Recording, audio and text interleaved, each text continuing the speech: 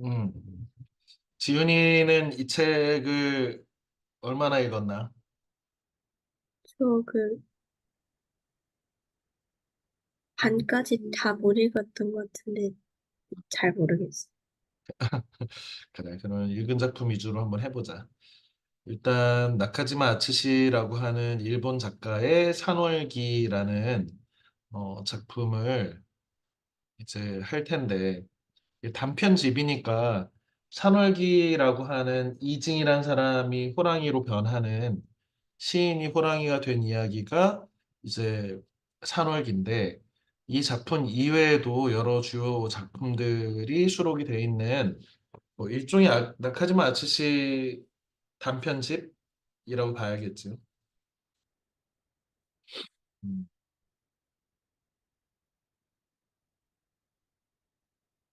음, 나카지마 아츠시는 이렇게 생긴 사람이고요.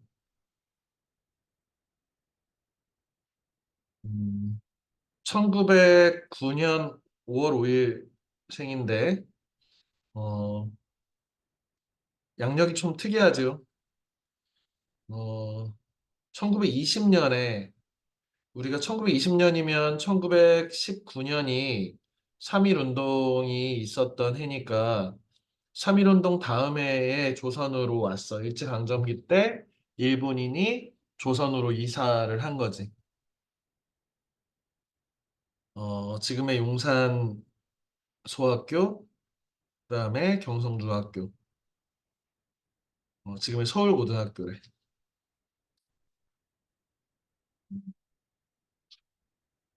그래서 그 일제강점기 시절에 한반도에서 어린 시절 보낸 그런 소학교, 중학교 시절의 경험을 바탕으로 순사가 있는 풍경, 우리 다음 시간에 할 작품인데 순사가 있는 풍경이라든지 어, 호랑이 사냥 이런 작품으로 일제강점을 규탄했다고 하는데 글쎄요. 뭐 지금 이거는 이제 백과사전에 있는 설명인데 일제강점기 상황에 식민지인들의 모습을 순수한 소년의 눈에 비친 부조리함들 이런 것들을 드러낸 작품이야. 어, 42년에 귀국 이런 발표를 했고요. 그 다음에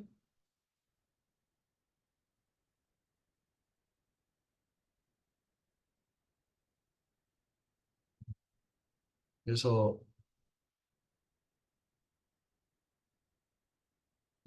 지금 그 1909년생이 42년에 돌아가셨으니까 향년 33세를 지내고 아주 젊은 나이에 요절한 그런 작가입니다.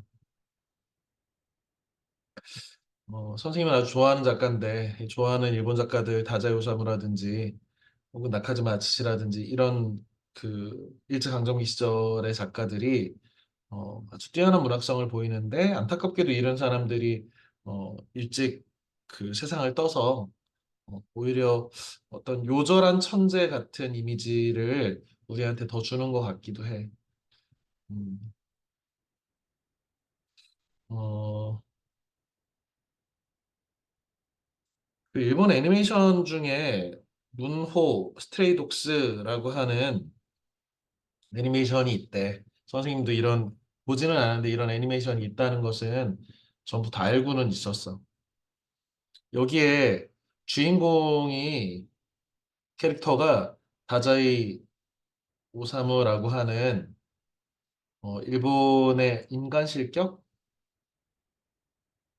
이런 작품을 쓴 일본의 아주 근대 문학의 한 획을 그은 작가가 한 캐릭터고 어, 이 캐릭터 친구로 나오는 캐릭터 이름이 나카지마 아치시야.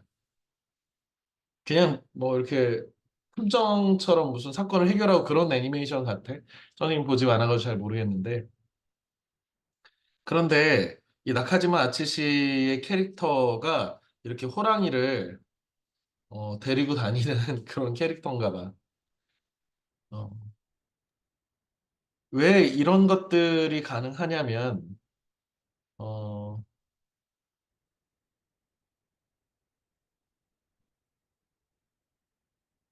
그,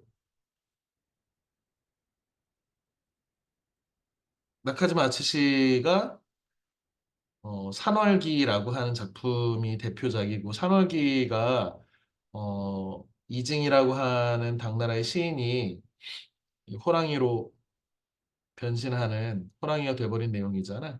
그리고 그 범사냥이라는 작품도 있고 그래서 나카즈마츠 씨의 이 호랑이에 대한 어떤 소재의 작품들이 일본 사회에 아주 유명하기 때문에 이 그것들을 반영한 이런 일본 애니메이션에서도 호랑이 캐릭터를 이렇게 데리고 다니는 이런 캐릭터로 묘사를 하고 있고 어, 이렇게 된 거라고 생각합니다. 다음. 선생님의 서평을 잠깐 소개를 하면, 어,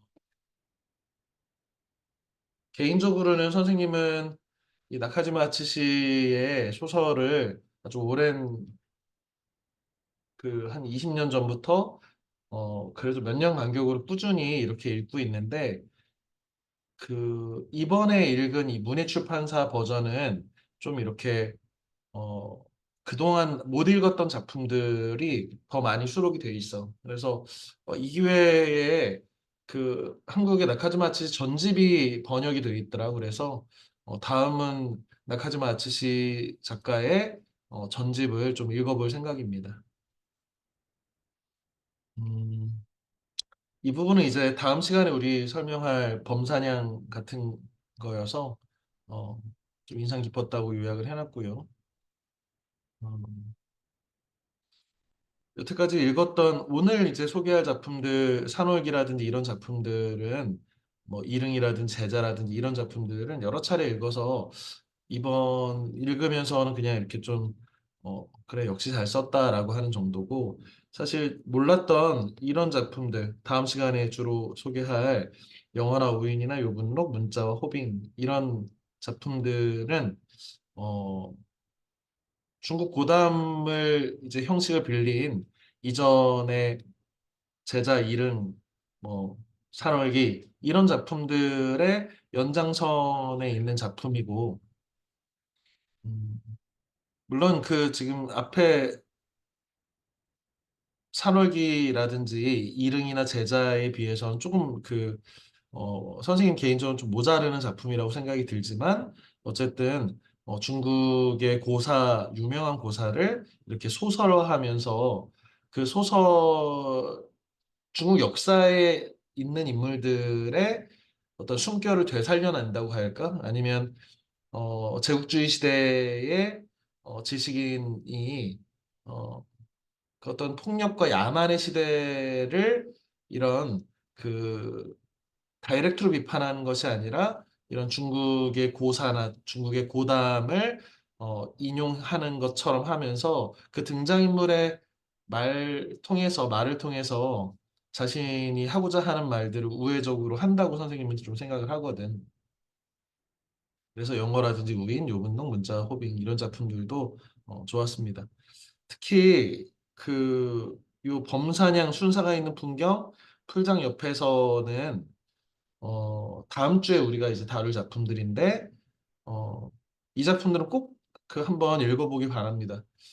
음, 나카지마 아츠시가 그 고등학교 선생님으로 조선 식민지에 부임한 아버지 따라서 뭐 경성, 지금의 서울이지, 생활하게 된 일본인 학생이었지. 소학교, 중학교 나왔으니까 너희 나이 때쯤에 식민지 조선에 와 있었던 거예요.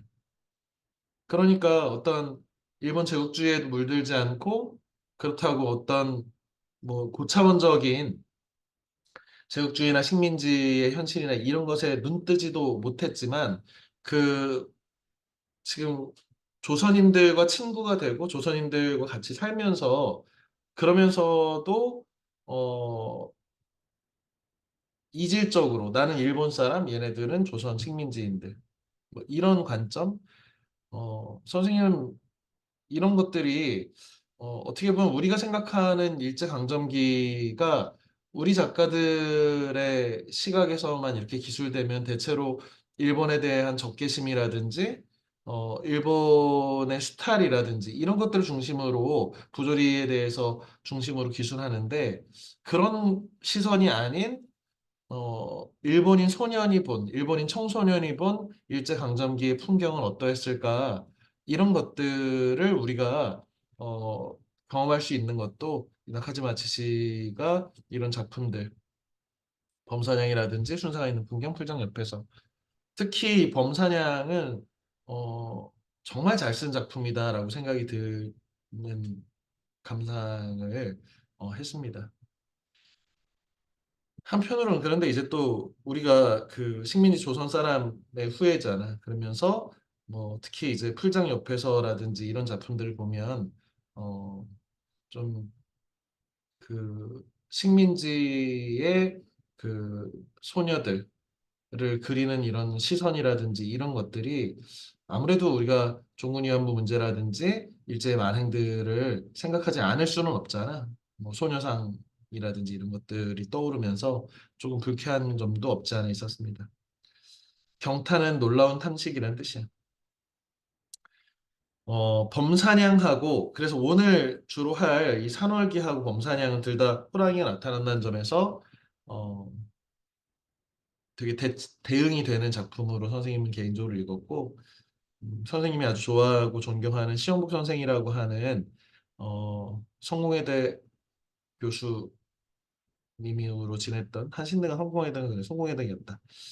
음, 그 나카지마치 씨의 이제 산울기에 대한 평에서 겁 많은 자존심과 존대한 수치심이란 표현. 이징이 원찬이라는 친구한테 내가 호랑이가 된 이유에 대해서 이렇게 설명하면서 나는 내 재능이 모자란다는 것을 시인으로서의 천재적 시인으로서의 재능이 좀 모자란다는 것에 대해서 겁먹고 무시당할까 봐 겁먹고 한 그런 자존심, 겁 많은 자존심. 그 다음에 이런 부끄러움들, 존대한 수치심. 이런 표현을 했는데 여기서 시영국 선생은 좀 개성적인 해석을 하는데 존대한 자존심과 겁 많은 수치심에 이렇게 도치로 어, 해석하는 이런 그 서평이 선생님이 아주 인상 깊게 읽은 서평인데 여기 범사냥에 등장하는 조선인 친구 나카지마 아츠시의 조선인 친구처럼 보이는데 어, 이 사람도 같이 이렇게 좀 겹쳤어.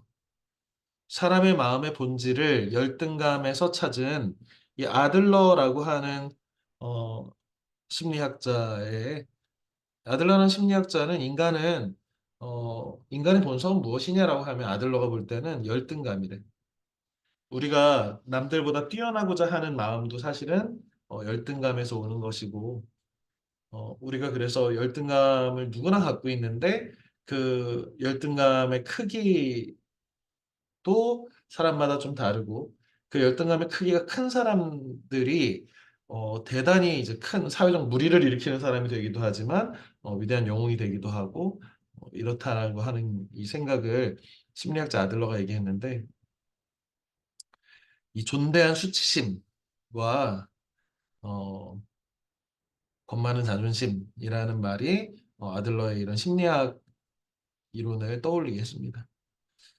그래서 시인이 되려다 야수가 돼버린 이진과 각근을 고쳐매고 유자로서 선비로서 단정하게 초열을 맞는 자로 제자에 나온 표현이었지요. 일본인 선배에게 린치를 당하는 조대한에 강한 게 뭐고 약한 게 도대체 뭐지? 라고 하는 항변. 어, 이런 것들이 인상적이었는데 이런 것들은 모두 무엇인가를 이루기에는 짧은 인생이다. 이거 산월기에 나온 유명한 구절이지. 인생은 무엇을 이루기엔 너무 짧고 아무것도 하지 않기엔 너무 길다. 따위의 말들을 했다라고 이제 이징이 자기 반성을 하는데 선생님은 산월기를 워낙에 좋아하니까 산월기에 어, 이 인생은 무엇을 이루기엔 너무 짧다. 그리고 아무것도 안 하기에는 너무 방대한 시간이 또 주어지기도 하지.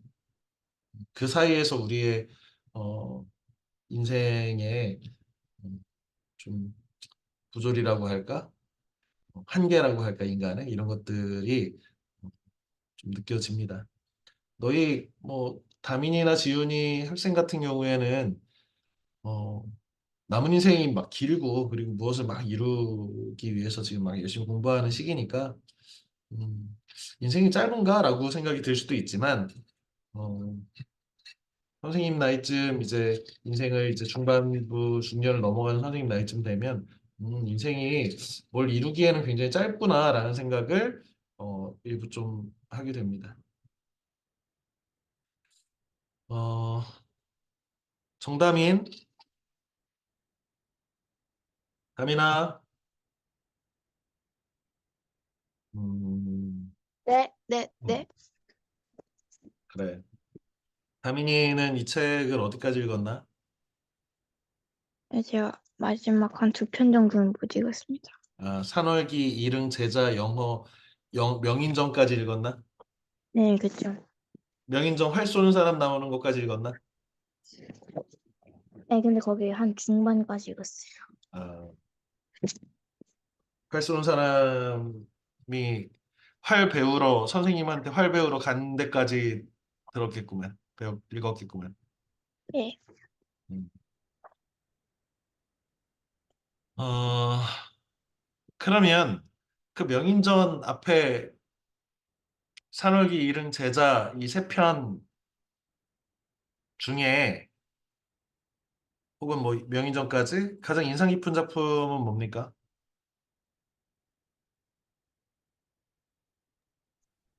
음, 제자요. 제자 어떤 네. 점이 그, 약간, 그 자공이라는 애가 있잖아요, 거기에. 똘똘한 자공, 자궁. 예. 걔가 약간 스승님에 대해 불만이 많은 것 같아서, 음, 진짜 인생을 되게 뭔가 되게 불만이 많게 사는구나 하는 생각이 들어가지고, 약간 자국만 기억에 남았었던 기억이 있습니다. 정다민 같은 사람인가 자궁은? 저는 굉장히 말이 잘 듣는 그런 아이라서, 네. 그래 지은아 박지은. 네, 음. 지은이는 이 네 작품 중에는 어떤 작품이 인상 깊었나? 저는 산월기, 탄월기 왜? 저거 뭐지? 처음에는 뭔가 시인이 되고 싶었다가 음, 그 호랑이를 바뀌는 게 뭔가 약간 소재가 신기했던 것 같아요. 그래. 여기 자료에도 나오지만 당나라 이경랑이라는 사람의 인호전, 인간이 호랑이 된 이야기를 토대로 삼았다고 하는데 사실은 음, 그냥 뭐 단순한 어떤 이야기는 차용했지만 호랑이로 변신한 자기도 모르게 변해버린 야수가 돼버린 이징이라고 하는 천재적인 시인이 나는 왜 호랑이가 됐는가에 대해서 친구인 원찬한테 이야기를 하는 방식의 내용은 음, 사실은 완전히 새로운 나카지마의 어떤 사상이나 이런 것들이 아주 잘 녹아있다고 선생님은 생각을 했어. 음. 이 소재 면에서도 그래 지훈이가 얘기한 것처럼 좀 신기한 이야기인데 환상적인 이야기지. 이런 것을 우리는 통상 전기성이라고 하지.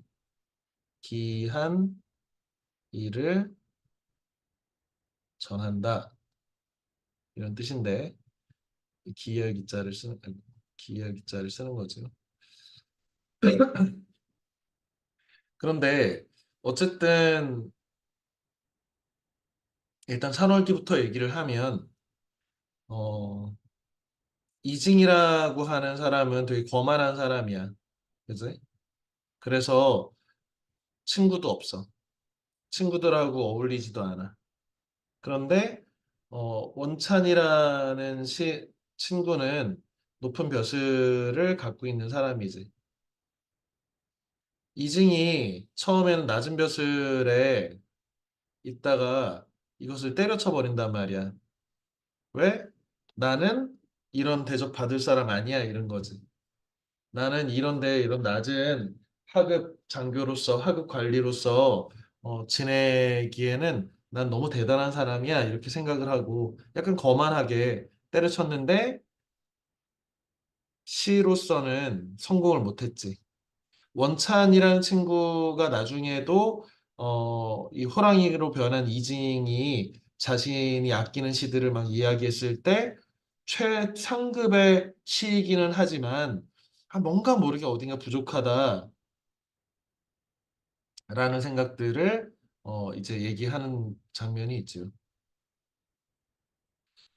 음, 그런데 시에서 성공을 못하고 결국에는 다시 낮은 벼슬을 하게 됐는데 결국에는 어느 날 자연이 부르는 소리를 듣고서 막 달려나가가지고 야수로 변한 거지. 그래서 정신을 차려봤더니 내가 토끼를 쫓고 있고 토끼를 막 잡아먹어가지고 피가 낭자한 상태에 자신을 발견한 거지. 원찬이란 친구가 무난한 성격의 이진과 좀 다른 성격이지. 그래서 이진과 잘 이제 지냈는데 원찬이 높은 벼슬이 돼서 거느린 사람들과 이제 어느 곳을 지나가다가 갑자기 거대한 호랑이가 나타나가지고 왔다가 호랑이가 막 도망간 거야. 그러면서 숲속에서 호랑이가 뭐라고 해? 아, 이거 큰일 날 뻔했다. 왜? 친구 잡아먹을 뻔했다지. 그러면서 들려주는 이야기지. 어, 그러면서 인간의 정체성과 호랑이라고 하는 야수의 정체성이 혼재돼 있는 어떤 사람. 그런데 인간성을 사라져 버리고 호랑이가 된 까닭은 스스로 생각할 때 아까도 얘기했지만 자존심과 수치심 때문에 자기의 너무 커다란 자존심과 그다음에 수치심. 아, 나는 왜 성공하지 못했을까? 왜 남들한테 인정 못 받을까? 이런 마음 때문에 돌연 야수로 변신한 거지.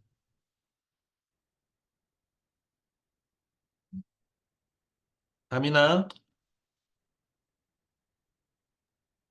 예? 다민이가 야수로 변신한 적이 있나? 아니요. 항상 인간성을 잘 유지하고 있나? 네.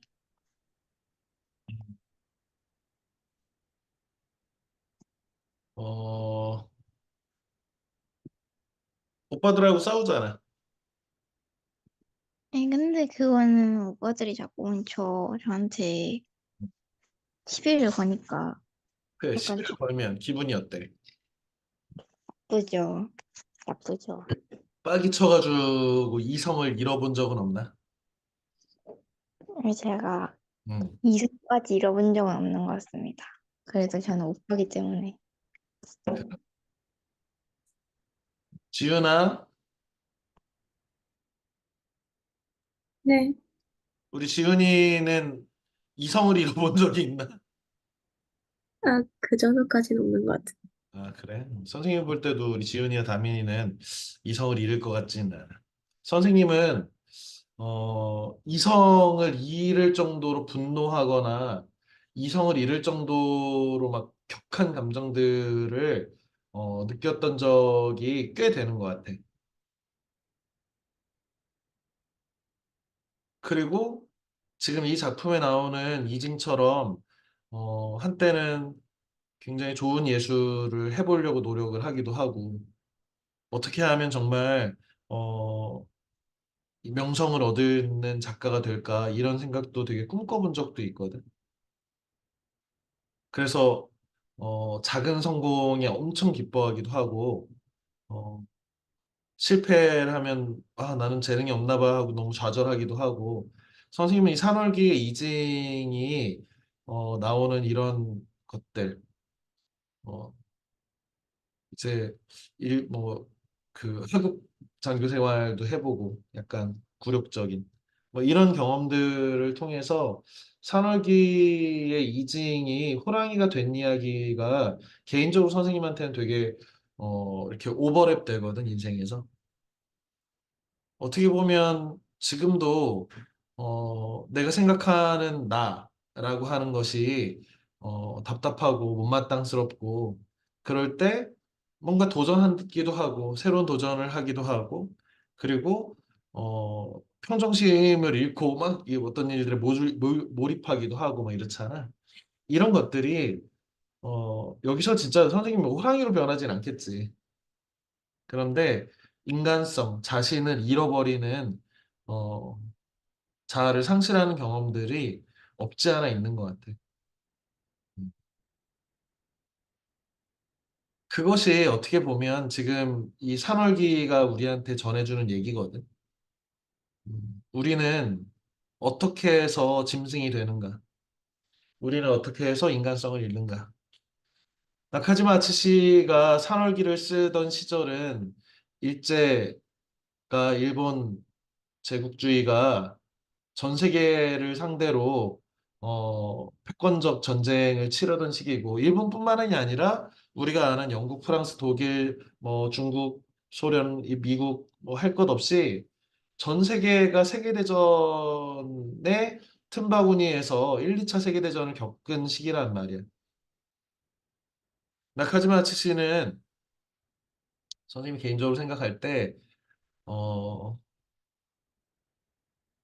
단지 과거에 중국 당나라에 있었던 어떤 사건을 이렇게 소설로 만든 것이 아니라 자신이 살던 시대, 일제강점기와 1, 2차 세계대전이라고 하는 인류가 그 전까지는 한 번도 경험해 본 적이 없는 어마어마한 야만적인 행위를 자행하던 시기. 그것도 우리가 아주 비판적으로 바라보고 있는 일본인으로서 살면서 우리는 어떻게 짐승이 되었지? 우리는 왜 이렇게 인간성을 잃었지? 라는 이야기를 하고 싶었던 것 같아.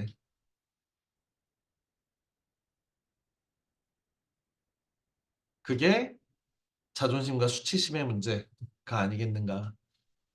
음.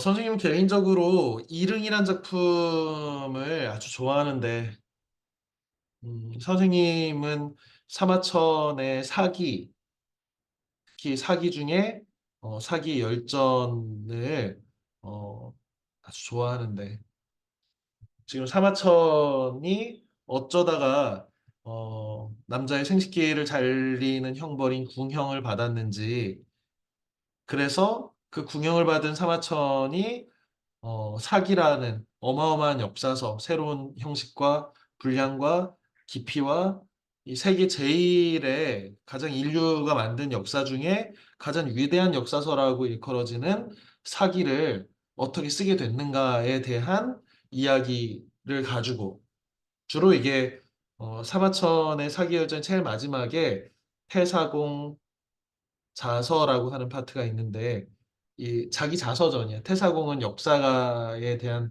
관직인데 사마천 벼슬이 태사공이었거든.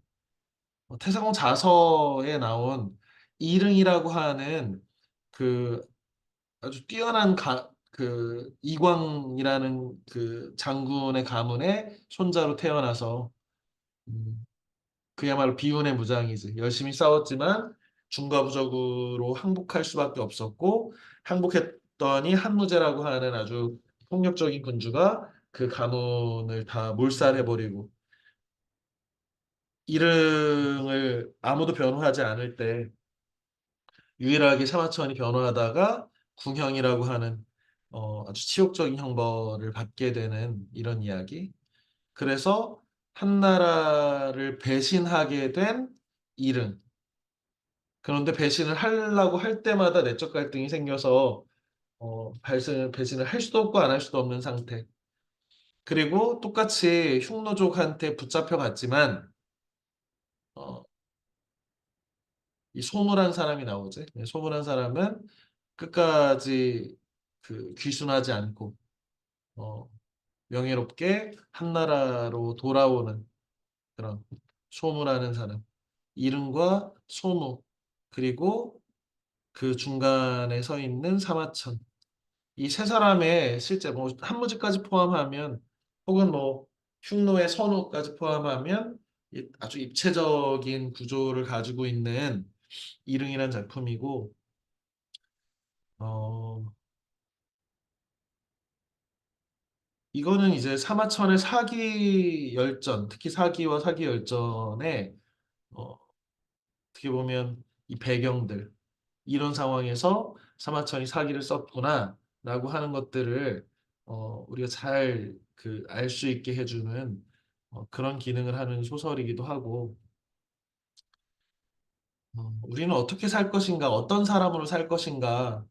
선생님은 역사서를 볼 때마다 일종의 역사서는 우리가 골라 잡을 수 있는 게임에서 이런 어, 그 어떤 캐릭터를 이렇게 만들잖아.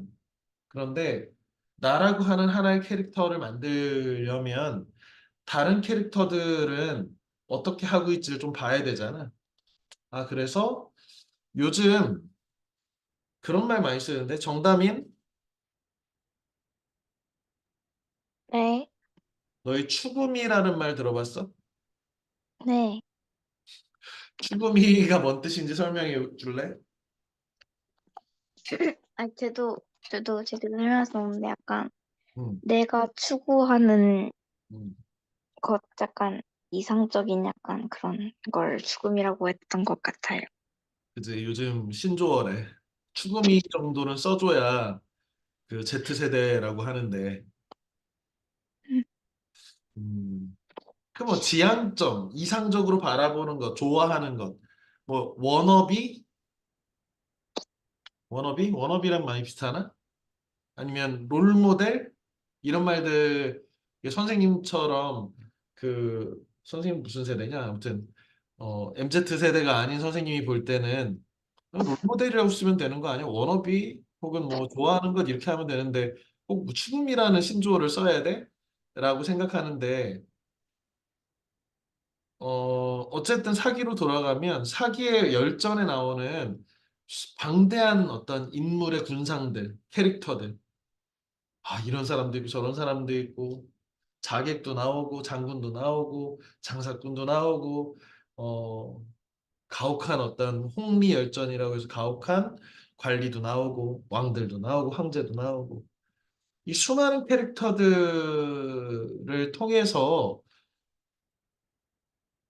역사는 거꾸로 사마천은 너는 내가 보여주고 있는 이 수많은 캐릭터 중에 어떤 사람 같아? 어떤 게 너의 추구미야? 이런 말을 하는 것 같은 게 역사 사마천의 이제 사기 열전인데 하지만 이제 그 역사서가 갖고 있는 어떤 객관적 서술이라든지 물론 이제 사마천은 기전체라고 해서 자기만의 이 역사 서술 방식을 만들어냈고 그리고 그 객관적인 역사라기보다는 일종의 평전처럼 어떤 한 사람의 가계가 어땠고, 어디 출신이고, 어떤 가문 사람이고, 어떤 주요 행적이 있었다를 보여주고, 그 밑에 태사공은 이렇게 말한다. 역사가 나는 이 사람에 대해서 이렇게 평가해. 라고 하면서 주관적인 평가를 모든 그 챕터마다 다 다뤄온단 말이야. 아주 주관적인 역사. 어, 그것을 통해서 어, 이제 사마천이 혹은 사마천의 사기를 읽는 우리가 이 역사서는 아무래도 객관적이다 보니까 이 소설처럼 그 사람의 하나의 심리와 갈등 상태 이런 것들을 보여주기는 좀 미흡한 부분들이 있는데 다시 나카지마 아츠시라고 하는 뛰어난 작가가 일응의 심리 정말 선생님은 일응 이 소설을 보면서 선생님이 역사서를 통해서 머릿속에 그리고 있던 인물들이 말을 하고 싸우기도 하고 나와가지고 막 고민하기도 하고 하는 것들을 아주 풍부하게 보여준 좋은 소설. 아, 이게 소설이구나. 소설은 이런 걸 해야 되는구나. 이렇게 좀 생각하게 됐습니다. 그래서 그래, 역사와 소설은 이렇게 다른 거지. 음. 그런 측면에서 좋은 작품인데 약간 좀 일응은 음, 좀 어려운 군사 용어도 많이 나오고 어, 역사 당나라 때의 관직명이라든지 한나라 때 한나라 때 관직명이라든지 이런 것들이 조금 너무 낯설어서 주석도 많이 달려 있고 해서 좀 힘들었을 수도 있습니다. 제자라는 작품 선생님이 아주 좋아하는 캐릭터인데 자로 우리 전에 논어를 선생님하고 공자와 제자들이 나눈 토론을 적어놓은 책이 논어라고 했지? 유학의 성경이야. 바이블이지. 불경이 있고 뭐 기독교 성경 바이블이 있다면 유학에는 논어가 가장 주된 경전인데 거기에 이제 자로와 공자의 대화들 공자 논어에 보면 자로가 내 문하에 제자로 들어온 이후에 나를 욕하는 사람들을 만난 적이 없다. 정다민, 다민아, 네. 정다민이 선생님의 문하로 들어온 이후에 선생님을 욕하는 사람을 들은 적이 없다라면 너는 무슨 일을 한 거야?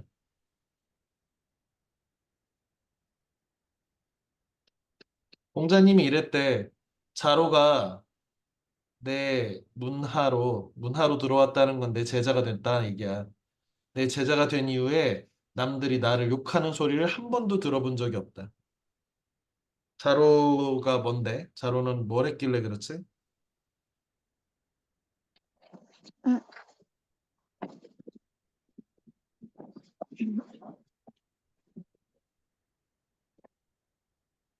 공자의 제자가 안회도 있고 안회는 모범생처럼 열심히 공부하고 실천하는 사람이고 자공이란 사람은 장사도 잘하고 외교술도 잘하고 말도 잘하는 이런 똑똑한 그 똘똘이 스머프 같은 스타일이라면 자로는 어떤 사람이야? 정답인? 왜 제가요?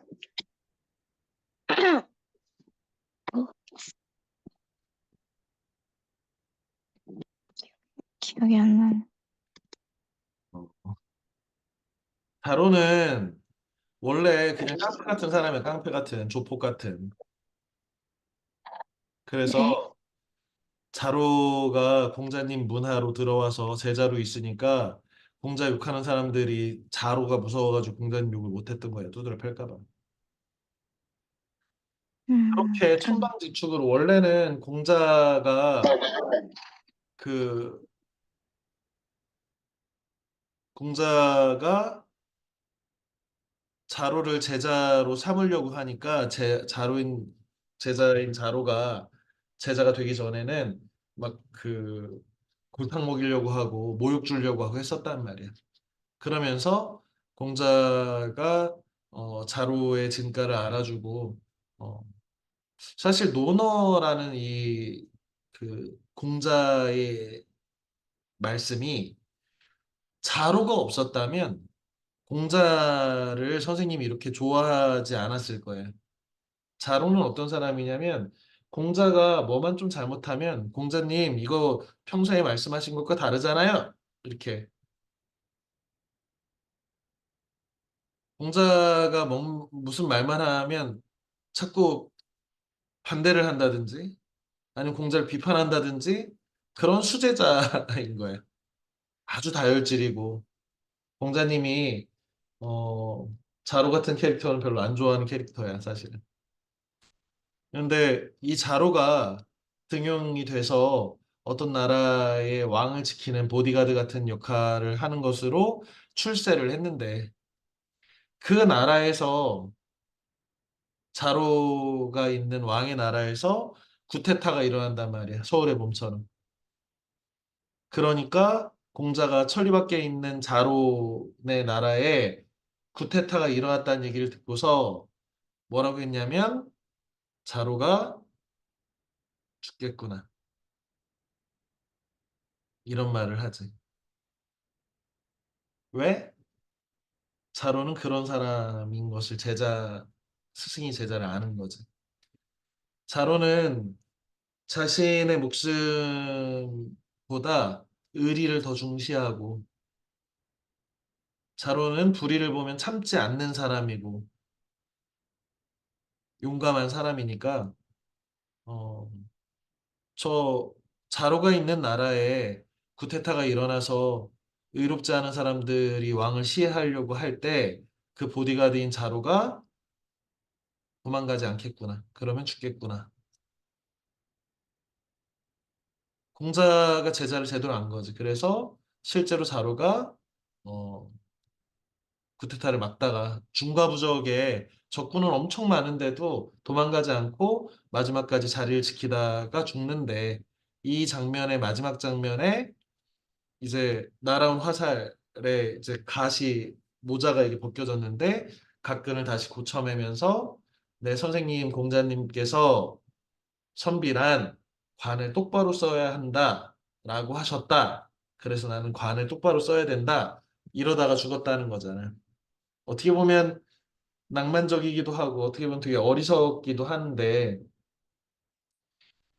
이 공자의 무리들에 대해서 당시에 뭐라 불렀냐면 안 될 줄 알면서도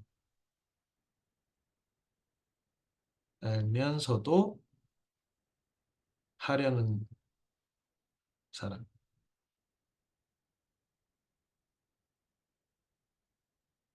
음.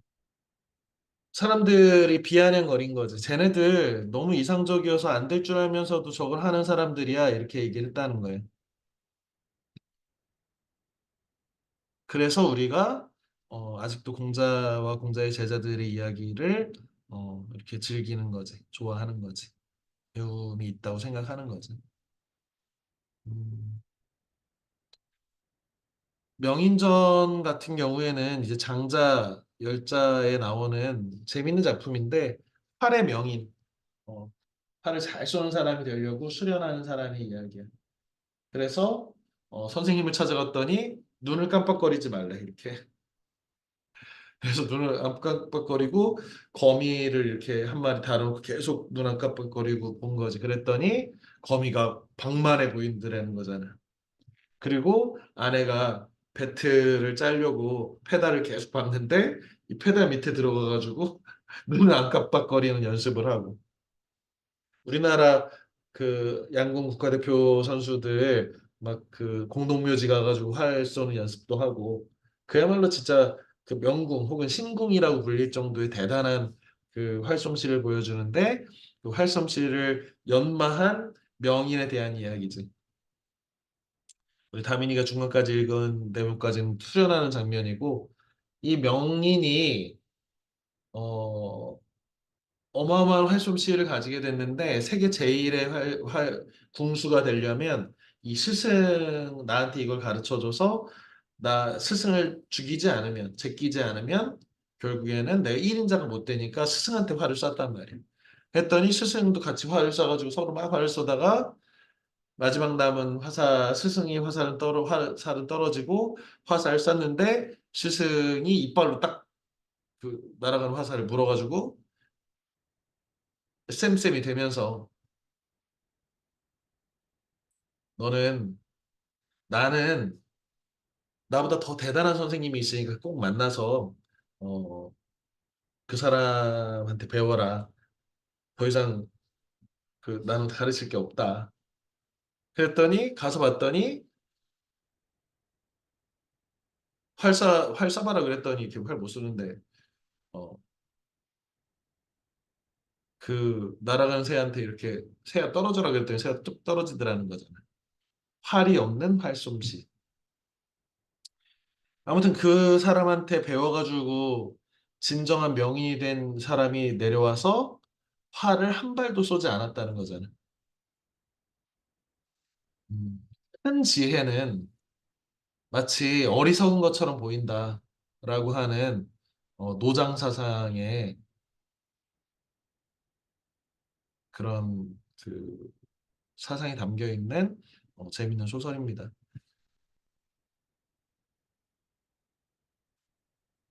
음,